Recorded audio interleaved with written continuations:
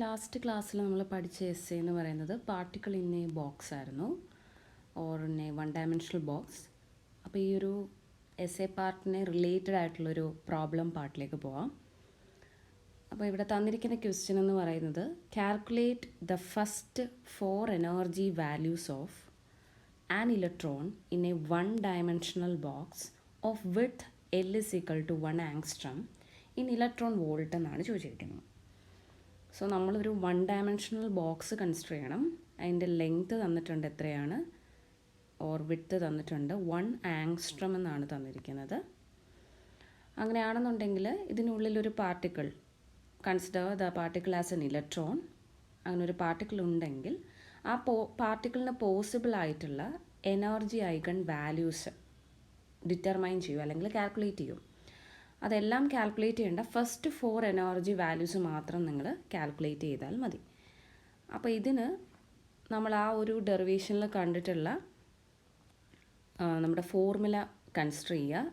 Energy En is equal to n square h cut square pi square divided by 2ml². h cut substitute ചെയ്തിട്ടുള്ള മറ്റൊരു ഫോർമുലയുണ്ട്, ഇതായിരിക്കും better. ഇതെടുക്കുക. And തന്നിട്ടുള്ള value എന്ന് പറയുന്നത് length L is equal to 1 angstrom ആണ്. So ഇത് directly നമുക്ക് ഒരു ഐഡിയ കിട്ടി. ആദ്യത്തെ 4 എനർജി വാല്യൂസ് കണ്ടുപിടിക്കാനാണ് പറഞ്ഞിരിക്കുന്നത്. ഫസ്റ്റ് 4 എനർജി വാല്യൂ എന്ന് പറഞ്ഞാൽ E1 കണ്ടുപിടിക്കുക, E2 കണ്ടുപിടിക്കുക, E3 കണ്ടുപിടിക്കുക, ആൻഡ് E4 കണ്ടുപിടിക്കുക. ഇതാണ് അവർ ചോദിച്ചിരിക്കുന്നത്. അപ്പോൾ നമുക്കൊരു ഐഡിയ ഉണ്ട്, എന്നിൻ്റെ സ്ഥാനത്ത് 1, 2, 3 ഇട്ട് പോയാൽ മതി എന്നുള്ളൊരു ഐഡിയ ഉണ്ട്. പക്ഷേ കുറച്ചുകൂടെ നമുക്കതിനെ സിമ്പിളായിട്ട് ചെയ്യാം. അപ്പോൾ ഈ ഒരു ഫോർമുല തന്നെ എഗെയിൻ എടുക്കുക. En is equal to, അതിൽ n² എന്ന് പറയുന്നത് അങ്ങനെ തന്നെ നിർത്തിയിട്ട് ബാക്കിയുള്ള കാര്യങ്ങളെല്ലാം സബ്സ്റ്റിറ്റ്യൂട്ട് ചെയ്ത് കൊടുക്കുക. ബാക്കിയുള്ള കാര്യം എന്ന് പറഞ്ഞാൽ ഇവിടെ h കട്ട് ഉണ്ട്. h കട്ട് എങ്ങനെയാണ് കണ്ടുപിടിക്കുന്നതെന്ന് അറിയാലോ. Reduced planks constant h cut എന്ന് പറയുന്നത് h/2π ആണ്. ഇതുപോലെ നമ്മൾ എടുത്തിട്ട് h കട്ടിൻ്റെ വാല്യൂ നമുക്ക് 1.054 × 10⁻³ എന്ന് കിട്ടും. സോ അതിന് പകരം അവിടെ എന്താ കൊടുത്തിരിക്കുന്നത്, h കട്ട് സ്ക്വയർ എടുക്കുക. അപ്പോൾ ആ കിട്ടിയതിൻ്റെ സ്ക്വയർ എടുക്കുക, ഇൻറ്റു π² എടുക്കുക. അപ്പോൾ ഈ ഒരു ഫോർമുല പ്രകാരം നമ്മൾ അത്ര എഴുതി. ഡിവൈഡഡ് ബൈ 2 ഇൻറ്റു എമ്മിന് പകരം ഇലക്ട്രോണിൻ്റെ മാസ്സാണ്. സോ ഇലക്ട്രോണിൻ്റെ മാസ് 9.1 × 10⁻31.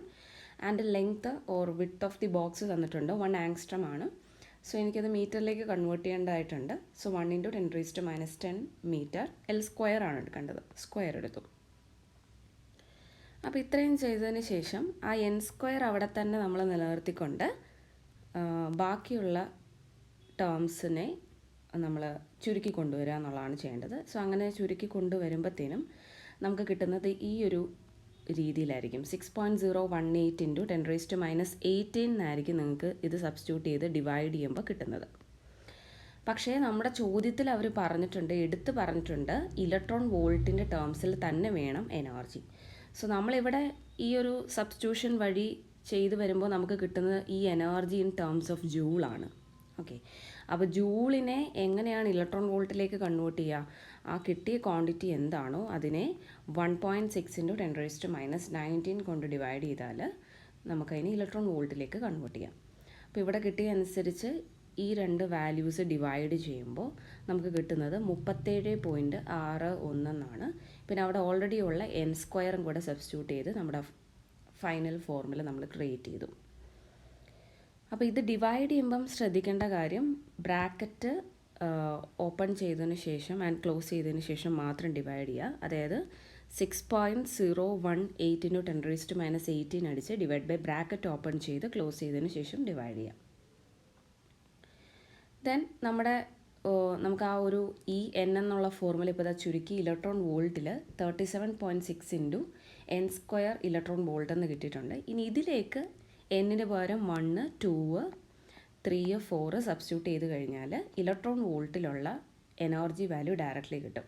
ഇല്ലാന്നുണ്ടെങ്കിൽ നമ്മൾ ഈ പറയുന്ന ഇക്വേഷനിൽ തന്നെ എന്നിന് 2² ഇട്ട് ഇത്രയും ചെയ്ത് ഇരിക്കേണ്ടി വരും. സോ ഇതാണെന്നുണ്ടെങ്കിൽ ബെറ്റർ 4 സ്റ്റെപ്പിൽ നമുക്ക് ആ കാൽക്കുലേഷൻസ് കഴിയും.